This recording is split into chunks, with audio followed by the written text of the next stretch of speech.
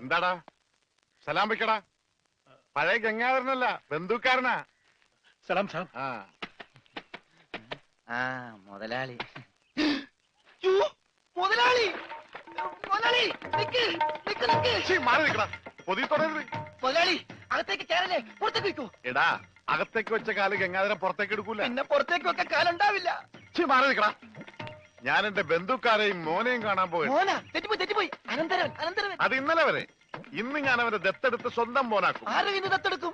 അവന്റെ അമ്മാവനായ എന്റെ കയ്യിൽ നിന്ന് ഞാൻ തന്നെ ദത്തെടുത്ത് അവന്റെ അച്ഛനാവും. എന്റെ ഈശ്വര, മുതലാളി ഞാൻ പറയണമെന്ന് കേൾക്ക്. ഇപ്പൊ അകത്തേക്ക് പോകും. പറയാൻ നീ ആരടാ? അവൻ മിണ്ടി. ആര് മിണ്ടി? കൂർക്കേ? അച്ഛനാ? ഇവിടെ ഒരു ഗൂർക്കയെ കയറി അച്ഛാന്ന് വിളിക്കാൻ നാണമുണ്ടോ തെണ്ടി? മുമ്പിന്ന് എന്തൊക്കെയാണ് ഈ കൊണ്ടുവന്നിരിക്കുന്നതെന്ന് അറിയാമോ? അച്ചപ്പം, കുഴലപ്പം, ഇടിയപ്പം ഇല്ലേ? കൊണ്ടുവരാം. വേണ്ട, തന്നുവിടാം. താങ്ക്സ്. അതിനു മുമ്പ് അവനെ കാണണ്ടേ? അനന്തരവനെ. മോനെ, എന്താടാ, സുഖം തന്നെയല്ലേ? ഇവൻ നിന്റെ ആരാധന പറഞ്ഞേ? അവൻ അങ്ങനെ പറഞ്ഞ മനസ്സിലാവില്ല. ആംഗ്യ ഭാഷ കാണിക്കണം. ഞാൻ കാണിച്ച മോനെ. അമ്മാവൻ. മാവു വൻ അമ്മാവൻ. മനസ്സിലായില്ലേ? മനസ്സിലായി. അമ്മാവനല്ലേ?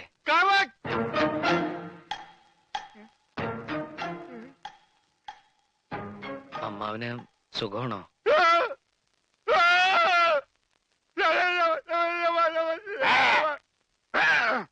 അവൻ സംസാരിച്ചു സാബ്. അവൻ ആദ്യമായിട്ട് സംസാരിച്ചു സാബ്. എന്റെ അനന്തരവൻ സംസാരിച്ചു. ഞാൻ ആദ്യമായിട്ട് ഒന്നുകൂടി സംസാരിച്ചേ. ആദ്യമായിട്ടല്ല, ഞാൻ പണ്ട് മുതലേ സംസാരിക്കും. എനിക്ക് ചെവിയും കേൾക്കാം. ഇല്ല, ഞാൻ വിശ്വസിക്കില്ല. നീ ഊമയാണ് സാബ്. അമ്മച്ചിയാണ് ഇവന് ഊമയാണ്. ഇവൻ ബദിരനാണ്, മൂങ്ങനാണ്. നമ്മളെ പറ്റിക്കാൻ വേണ്ടി ഇവൻ സംസാരിക്കുന്ന പോലെ ആക്ട് ചെയ്യണം സാബ്. എടാ, ആക്ട് ചെയ്യണം. സത്യം പറയണോ? നീ ഊമയല്ലേ? അല്ല, സത്യമല്ലേ? ഇവർക്കറിയാം. മുതലാളിക്ക് എന്നെ കടലിൽ നിന്ന് കിട്ടിയതെന്ന് ഞാൻ ഇവരോട് പറഞ്ഞു.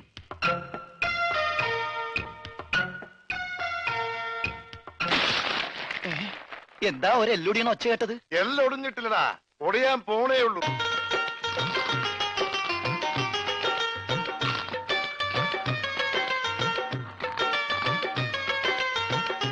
ഇനി സിക്കന്ദർ തീരുമാനിക്കട്ടെ ഇവൻ എന്താ ചെയ്യേണ്ടത്.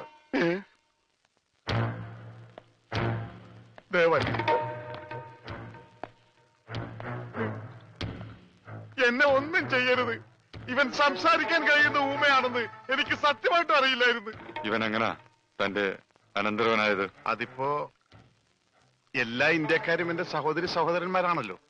അതിലേതെങ്കിലും ഒരു സഹോദരിയുടെ മകനായിരിക്കുമല്ലോ ഇവൻ.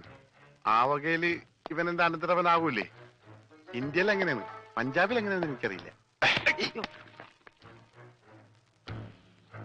ഏതായാലും നീയാണ് ഇവനെ ഞങ്ങൾക്ക് തന്നത്.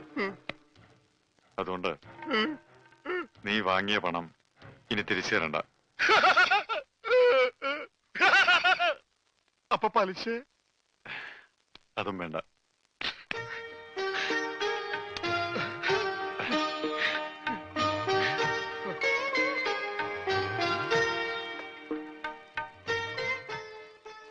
എന്റെ നിവൃത്തികേട് കൊണ്ട് എന്തൊക്കെയോ ചെയ്യേണ്ടി വന്നു. ഏതായാലും നീ ഇപ്പൊ വലിയ നിലയിലെത്തിയല്ലോ. ഡ്യൂപ്ലിക്കേറ്റ് ആണെങ്കിലും ഈ അമ്മാവനെ മറക്കരുത്. അമ്മാവന്റെയും ഈ രമണന്റെയും കാരുണ്യമില്ലെങ്കിൽ ഞാനിവിടെ നിൽക്കൂ? മറക്കില്ല. മരണം വരെ ഞാൻ മറക്കില്ല.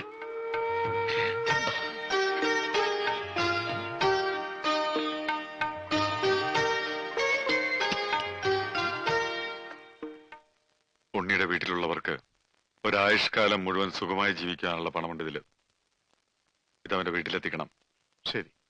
ഒരു നിമിഷമെങ്കിലും അവനെ ഓർത്ത് അവരുടെ മനസ്സ് നിറയണം, സന്തോഷിക്കണം.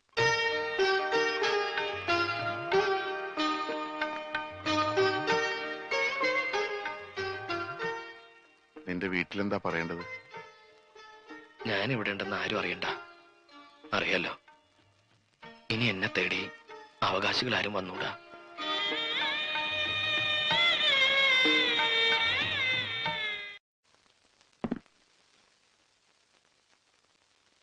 എനിക്കിത് വേണ്ട.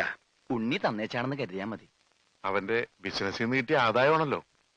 മോളെ, നീ പറ എന്താ വേണ്ടെന്ന്. അമ്മാവൻ പറഞ്ഞതാ ശരി.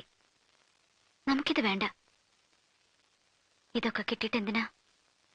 അതാരാ? ഉണ്ണിയുടെ ഉണ്ണിയുടെ ആരാ? വിധവയാണ്. സുജാത. അതെ, എങ്ങനെ അറിയാം? ഉണ്ണി പറഞ്ഞിട്ടുണ്ട്. എന്താ എന്താ എന്നെ പറ്റി പറഞ്ഞത്? ഇഷ്ടാണെന്നാ? അതെ. മോളകത്തേക്ക് വയ്ക്കോ. ഉണ്ണിയെ വളരെ അടുത്തറിയാമായിരുന്നില്ലേ? അവന്റെ മനസ്സെനിക്ക് നല്ലോണം അറിയാം. എനിക്കതറിയാൻ കഴിഞ്ഞില്ല. കഴിഞ്ഞിരുന്നെങ്കിൽ ഇതൊന്നും സംഭവിക്കുമായിരുന്നില്ല. വിധി അല്ലാതെ എന്ത് പറയാനാ? ഇനിയിപ്പോ അങ്ങനെ പറഞ്ഞ് സമാധാനിക്കാനല്ലേ കഴിയുള്ളൂ. അച്ഛൻ ധൈര്യമായിട്ടിരിക്കും. മരിച്ചെന്ന് കരുതി എത്രയോ ആളുകൾ തിരിച്ചു വന്നിരിക്കുന്നു. ഇന്നാള് തന്നെ ചവറയിൽ നിന്ന് മീൻ പിടിക്കാൻ പോയി 24 പേരെ കാണാതായി.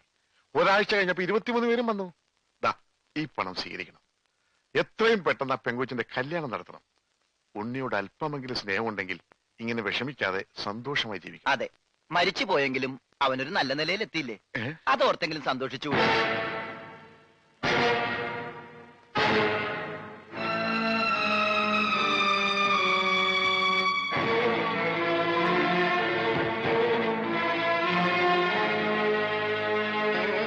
ഞാൻ എത്ര വട്ടം പറഞ്ഞിട്ടും ആരും അത് വിശ്വസിച്ചില്ല.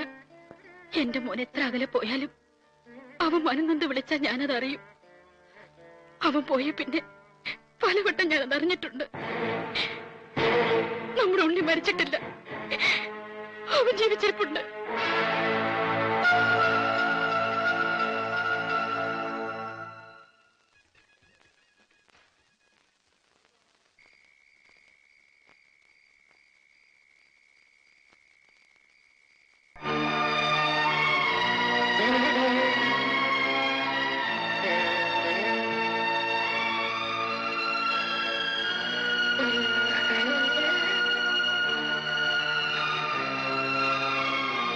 അച്ഛാ, അകത്തേക്ക് പോവാം. വേണ്ട, ഞാൻ അങ്ങോട്ടില്ല. ആരോടാ പറയാനുള്ളതെന്ന് വെച്ചാ പറഞ്ഞിട്ട് വാ, നമുക്ക് ഉടനെ പോവാ. കുറച്ചു ദിവസം കഴിയട്ടെ, ഞാൻ വരാം. പറ്റില്ല. ഈ നിമിഷം നീ എന്റെ കൂടെ വരണം. അച്ഛനാ വിളിക്കുന്നു. എന്നെ നീ ഓർക്കണ്ട.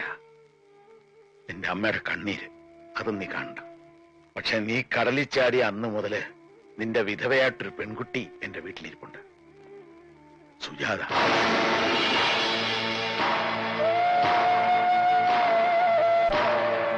അവളെ നീ ഓർത്തേ പറ്റൂ. അവളുടെ കണ്ണീര് അച്ഛാ, നിന്നെ നടക്കാൻ പഠിപ്പിച്ച കൈയായത്. ഇപ്പൊ ഞാൻ യാചിക്കുക, ഈ കൈ നീ വിടരുത്. മോൻ അച്ഛന്റെ കൂടെ വരണം.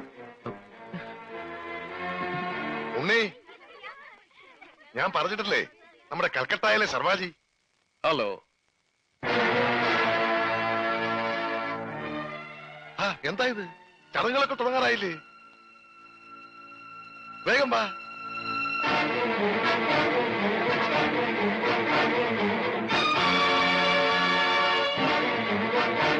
ഉണ്ണികൃഷ്ണ.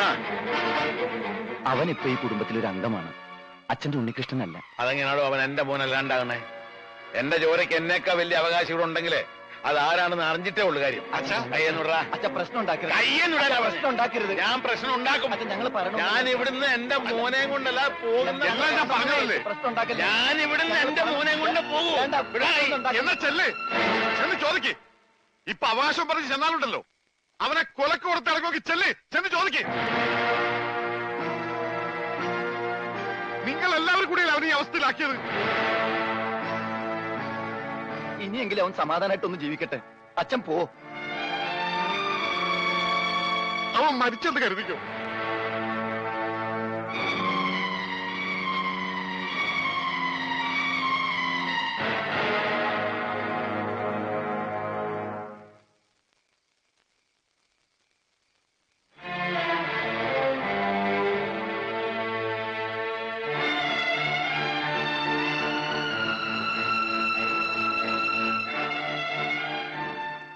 അയാള് പറഞ്ഞ സത്യമാണോ?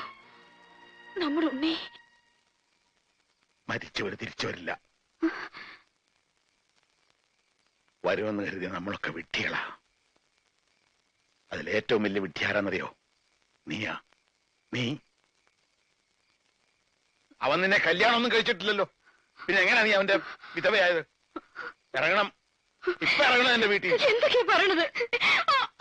ഇനി ഒരു നിമിഷം പോലും ഇവിടെ നിൽക്കാൻ നിനക്ക് അവകാശമില്ല. ഇറങ്ങണം. അപ്പോ താനവനെ കണ്ടല്ലേ? താൻ വിളിച്ചിട്ട് തന്റെ മോൻ വന്നില്ല അല്ലേ?